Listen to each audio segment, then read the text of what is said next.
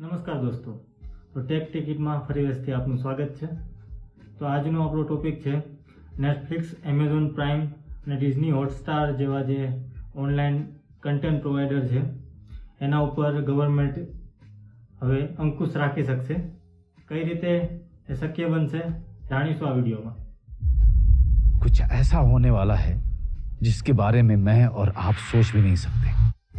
તો દોસ્તો, ખબર જાણે એવી છે કે Netflix, Amazon prime, Disney plus Hotstar જેવા પણ ઓનલાઈન કન્ટેન્ટ પ્રોવાઈડર છે એ લોકો હવે સૂચના મંત્રાલયની અંદર આવશે, જેથી કહી શકાય કે એના ઉપર થોડી ઘણી સેન્સરશિપ લાગી શકે છે। बैंड बज गया।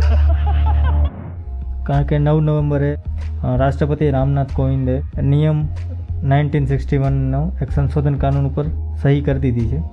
આ નિયમ બાદ ઓનલાઈન સમાચાર, ઓનલાઈન ફિલ્મ અને કોઈ પણ પ્રકારના વિઝ્યુઅલ્સ જે ઓનલાઈન પ્રસારિત કરવામાં આવે છે એ બધું પ્રસારણ મંત્રાલયની અંદર આવશે।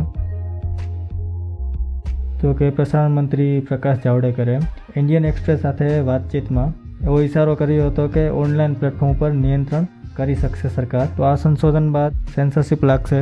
જે લોકો વલ્ગર કન્ટેન્ટ પ્રોવાઈડ કરે છે, કોઈ પણ વગર સ્ટોરીનો કન્ટેન્ટ, ફક્ત વલ્ગારિટીવાળા કન્ટેન્ટ બનાવે છે, એ લોકો માટે તો એક દુઃખદ સમાચાર છે। અને હવે જોવું એ રહ્યું કે આ નિયમો કેટલા લાગુ પડે છે અને એનાથી એક નુકસાન એ છે કે જે લોકો સારો કન્ટેન્ટ બનાવે છે, તમારી ફેવરિટ ઘણી વેબ સિરીઝ હશે, જે લોકો ગાળોનો ઉપયોગ કરે છે ઇમોશન એક્સપ્રેસ કરવા માટે અને સારો કન્ટેન્ટ પ્રોવાઈડ કરે છે, એ લોકો માટે દુઃખદ સમાચાર રહેશે। અને ઓનલાઈન ન્યૂઝ પોર્ટલ છે એના ઉપર પણ સરકારનો અંકુશ રહેશે। એના ફાયદા પણ છે, નુકસાન પણ છે। હવે જોવું રહ્યું આવનારા દિવસોમાં આ નિયમનો કઈ રીતના ઉપયોગ થાય છે। આ વિડીયો માટે બસ આટલું જ। He had one of those moments. જો તમને આ વિડીયો ગમ્યો હોય તો લાઈક, શેર અને સબસ્ક્રાઈબ કરવાનું ભૂલતા નહીં।